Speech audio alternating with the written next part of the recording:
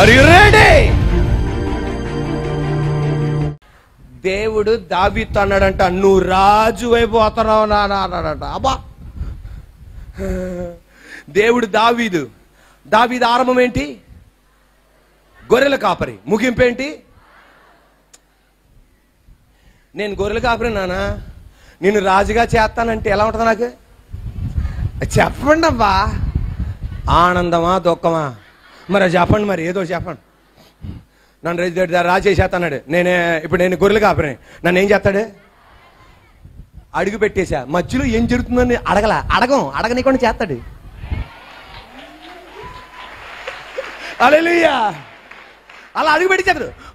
మధ్యలోకి రాగానే అన్నయ్యలు వ్యతిరేకమైపోయారు. ఆమేనండి. అన్నయ్యలు వ్యతిరేకమైపోయారు, భార్య వ్యతిరేకమైపోయింది. కొన్ని సందర్భం వల్ల, అన్ని సందర్భాలు భార్య వ్యతిరేకం వల్ల మామయ్య వ్యతిరేకమైపోయాడు, సొంత కొడుకు వ్యతిరేకమైపోయాడు. దేవునితో అన్నాడంట, నువ్వు నన్ను ఆరంభం చెప్పావు, నాకేం చెప్పావు? మధ్యలో ఏమవుతుందో అది చెప్పలేదు కదా. దేవుడు అనంట, అది ఆడకు, నేను చెప్పాను అనుకో నువ్వు రావు, అందువల్ల నేను ఉన్నాగా. సింహాసనం తీసుకెళ్తానా? మరి ఏం జరిగి నువ్వు భయపడద్దు. గొల్యాతు వస్తాడు, పడిపోతాడు అంతే. ఆమేన్. గొల్యాతు వస్తాడు, పడిపోతాడు అంతే. సింహం వస్తా తీల్చేస్తావు అంతే. ఎలుగుబంటి వస్తా తీల్చేస్తావు అంతే. మాట ఇచ్చినోడు తీసుకెళ్తాడు అక్కడ. ఈ రోజున నీకొక ఆరంభం, నీకొక ముగింపు ఉంది. ఈ మధ్య కాలంలో విశ్వాసం కావాలి. దేవుని వాక్యం వింటుండగా ప్రతి శుక్రవారం ఆదివారం నీకు విశ్వాసం కలుగుతుంది. హల్లెలూయా. వినడం వలన ఇశ్రాయేలు ప్రజలు ఐగుప్తు దేశంలో ఉన్నారు. ఏంటిది అది? ఆరంభం. పాలు తేళ్లు ప్రవహించు దేశం. ఏంటిది అది? గట్టిగా. ఐగుప్తు దేశంలో ఉన్నారు. ఏంటిది అది? పాలు తేళ్లు ప్రవహించు దేశం. దబేలని బయలుదేరారు అంతే. ఏమొచ్చింది అడ్డు? ఎర్ర సముద్రం. ఏమొచ్చింది అడ్డు? చేదు నీళ్లు. ఏమొచ్చింది అడ్డు? ఆహారం లేదు. ఏమొచ్చింది అడ్డు? నీళ్ళు లేవు. ఏమొచ్చింది అడ్డు? చెప్పులు లేవు. ఏమొచ్చింది అడ్డు? శత్రువులు వచ్చాడు. ఏమొచ్చింది అడ్డు? వెంటనే 30 లక్షల మంది అన్నారంట. మోసే అన్నాడంట, ఆరంభం ముగింపు చూపెట్టావు కానీ మధ్యలో ఏం జరిగిందో చెప్పలేదు. దేవుడు అన్నాడు, మీకేం అడ్డొచ్చో నేను చూసుకుంటా పదా. ఈ రోజు నువ్వు చప్పట్లు కొడుతుండగా నీకొక ఆరంభం, నీకొక ముగింపు ఉంది. మధ్యలో ఏం జరిగినా నువ్వు భయపడక్కర్లా. వాక్ ఇచ్చిన దేవుడు, మాట ఇచ్చిన దేవుడు. నీళ్లు లేకపోతే నీళ్లు రప్పిస్తాడు ఆయన. ఆహారం లేకపోతే దేవదూతలు తిన్న తిండి రప్పిస్తాడు. లేకపోతే గేట్వే హోటల్ తిండి నీ దగ్గరికి రప్పిస్తాడు. హైదరాబాద్ ప్యారడైజ్ బిర్యానీ రప్పిస్తాడు నీ చేతిలోనికి. హల్లెలూయా. మధ్యలో ఏం జరిగినా భయపడకు, ఒక వాకు పట్టుకో అంతే. సింహాసనం, ఆదరి, పాలు తేళ్లు ప్రవహించే దేశం. ఎర్ర సముద్రం అటు వచ్చింది. చెప్పలేదుగా, చెప్తే నువ్వు బయలుదేరవుగా. పాలు చేసేవాడు నేను ఉన్నాగా. ఆహారం లేదు, నాకు చెప్పలేదుగా, నువ్వు చెప్తే నువ్వు బయలుదేరవుగా. ఆహారం ఇచ్చేస్తాను నీకు పెట్టాను. వస్త్రాలు లేవుగా, నువ్వు చెప్పలేదుగా, నేను ఎత్తనాగా నీకెందుకు అన్నాడు. వెలుగు లేదు కదా, నేను నాకు చెప్పలేదుగా, నువ్వు వెలుగు నువ్వు బయలుదేరవుగా. వెలుగిచ్చాగా, ఆహారం ఇచ్చాగా, మాంసం ఇచ్చాగా. పేకల దాకా ఇచ్చాడు ఒకరోజు మాంసం. ఈ మార్గ మధ్యలో ఏం లేదో నువ్వు అడుగుతూ ఉండు. అడుగుడి అడగపోతే దొరికేది కదా వాళ్ళకి. మాంసం లేకపోతే ఏం చేశారు? నీ ఇంట్లో ఏం లేదు అడుగు. లేకపోతే మాంసం లేకుండా నువ్వు అడ్జస్ట్ అవుతా ఉంటే నీ ఇష్టం. తుఫానులో అడ్జస్ట్ అవుతా ఉంటే నీ ఇష్టం. కరువులో అడ్జస్ట్ అవుతుంటే నీ ఇష్టం. నీకు అది అడ్జస్ట్ అవ్వలేని అనుకుంటే అడిగేసాయి. అయ్యా, నువ్వు తుఫాన్లో నన్ను తీసుకెళ్ళ సమర్థుడివి, కానీ ఈ తుఫాన్ నేను అడ్జస్ట్ అవ్వలేను. తుఫాన్ ఆపు. గాలి ఆగు.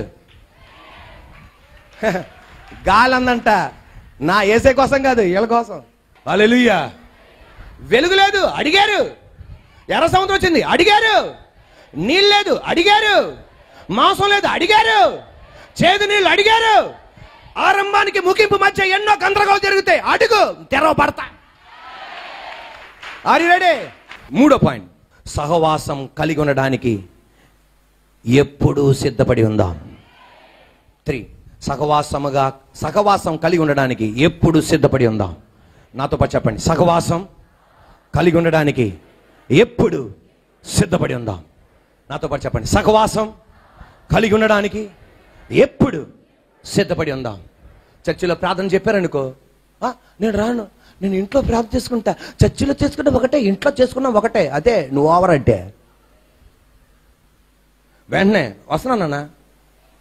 ఏమన్నా చెల్లెళ్ళు మీకు తెలుసండి, 5 గంటలకు చెల్లెళ్ళు బండేసుకుని వస్తున్నారు నాన్న.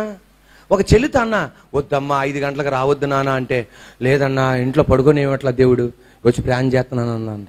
అంటే మీరందరూ రావద్దులే అమ్మా, ఇప్పుడు మీరంతా త్యాగం చేయొద్దు, మీరు ఫోన్ కాల్స్ వచ్చేస్తాయి నాకు, నేను ఈ ఆరాటం పడలేను దేవా. సహవాసం కూడటానికి ఏం చేయొద్దు, మానదు. ఎప్పుడు సిద్ధపడి ఉండండి. ఏం చేయండి, ఫస్ట్ ఒక ఆదివారం మానేస్తాం. ఈ ఆదివారం మానేసానే అని చాలా బాధగా ఉంటుంది. 2వ ఆదివారం మానేస్తాం, కొంచెం వేదన తగ్గిద్ది. 3వ ఆదివారం మానేస్తాం, కొంచెం వేదన తగ్గిద్ది. శుక్రవారం మానేస్తాం, కొంచెం వేదన తగ్గిద్ది. 5 వారాలు మానేస్తాం, కొంచెం వేదన. 8వ వారం కల్లా చివరి ఆఖరికి ఏమైంది తెలుసా, దేవుని మందిరం కన్నా, దేవునితో సహవాసం కన్నా, దేవుడి కన్నా క్రికెటే గొప్ప అయిపోద్ది, ఇంటర్నెట్టే గొప్ప అయిపోద్ది, ఆన్లైన్ ఆరాధనే గొప్పమైద్ది, సహవాసం నీకు తక్కువైపోద్ది. తద్వారా నీ కట్టె ఆరిపోద్ది, ఆత్మీయ జీవితం ఆరిపోద్ది. అది సాతానుగాడి అజెండా.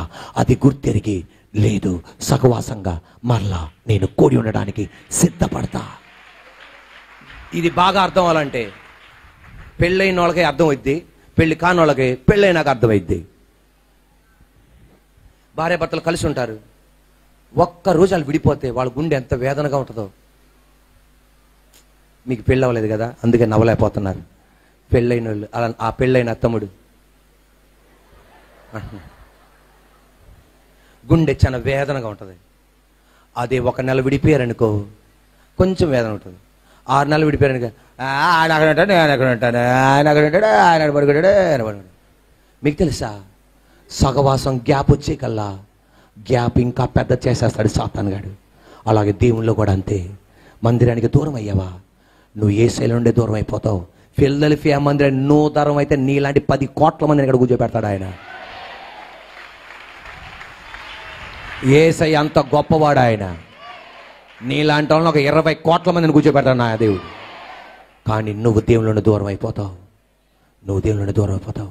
అందువలన సహవాసం ఎప్పుడు దూరం అవద్దు. అవును అన్నయ్య, దేవుని మాట ఏనట్లా, వచ్చేయి ఆదివారం, వచ్చేయి ఆదివారం, వచ్చాయి అన్నయ్య, బాప్టిజం తీసుకొని నేను తాగుతున్నా, మళ్ళీ వచ్చే. ఎలా నిన్ను మాట్లాడతాడో నీకే తెలవదు. ఒక డాడీ మాట్లాడినట్టుగా మాట్లాడతాడు, ఒక అమ్మ మాట్లాడినట్టుగా నీతో మాట్లాడతాడు. నువ్వే అంటావు, నాకు ఈ పాపం వద్దు, ఈ అమ్మాయితో నా బతుకొద్దు, ఈ అబ్బాయితో నాకు వద్దు,